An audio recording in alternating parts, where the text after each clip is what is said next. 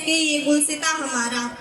माँ साथी को मेरा प्रणाम तत्पश्चात आदरणीय प्रधानाचार्य महोदय, शिक्षकगण में मेरे प्यारे साथियों व यहाँ पधारे समस्त ग्रामवासियों को मेरा नमस्कार।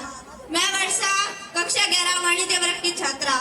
आज हमारे विद्यालय में 25 जनवरी 2025 को वार्षिक उत्सव का आयोजन किया जा रहा है। मैं इसके उपलक्ष्य में आपके सामने एक भाषण प्रस्तुत करना चाहूंगी। प्यारे साथियों, 15 अगस्त 1947 को भारत गुलामी की बेड़ियों से मुक्त जरूर हुआ था, मगर देश की शासन व्यवस्था को चलाने के लिए संविधान नहीं था। संविधान के बगैर देश की शासन व्यवस्था को नहीं चलाया जा सकता। ऐसे में तब एक संविधान सभा का गठन किया गया और संविधान बनाया गया। संविधान निर्माण में डॉक्टर भीमराव अम्बेडकर की अहम भूमिका रही। 2 साल 11 माह 18 दिन में देश का संविधान बनकर तैयार हुआ। गहन विचार विमर्श और मंथन के बाद तथा कई बैठकों के बाद बनाए गए संविधान को 26 जनवरी 1950 में लागू किया गया तथा संविधान बनाया गया। हमें अपने संविधान का आदर करना चाहिए। कर गुजर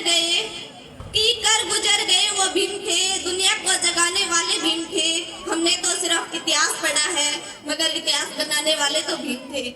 नजारे नजर से कहने लगे कि नयन से बड़ी कोई चीज नहीं, मगर मेरा दिल कहता है कि वतन से बड़ी कोई चीज नहीं, वतन से बड़ी कोई चीज नहीं। यह संविधान ही है जो भारत के विभिन्न जाति वर्ग के लोगों को एक दूसरे से जोड़े रखता है। भारत का संविधान दुनिया का सबसे बड़ा लिखित संविधान है। इसे लागू करने के लिए 26 जनवरी का दिन चुना गया, क्योंकि 26 जनवरी में 1930 में इसी दिन कांग्रेस अधिवेशन में भारत को पूर्ण स्वराज्य की घोषणा की गई थी। मगर कुछ लोग तिरंगे का सम्मान करना भूल रहे हैं। ऐसे में अब तिरंगा झंडा भी हमसे पूछने लगा है कि क्या बात है, भारत आजकल फहराने से ज्यादा मैं कफन में दफनाने की मारा हूँ। महोदय, हजे तो उस दिन ही फट गया जिस दिन बूढ़ी माँ अपने बेटे के चित्रों को देखकर बोली कि आप तो साहब 1 इंच भी भर्ती में कम नहीं लेते, मैं आधा शरीर कैसे ले लूं।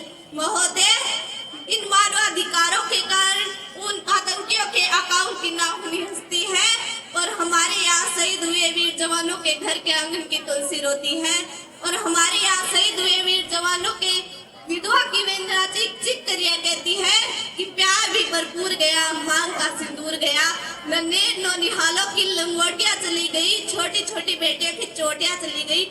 आपके लिए तो एक आदमी मरा है साहब, मगर हमारे घर की तो रोटियां ही चली गई। मेरे साथियों, यह आजादी हमें आसानी से नहीं मिली है। कई वीर जवानों ने, क्रांतिकारियों ने अपने बलिदान दिए हैं।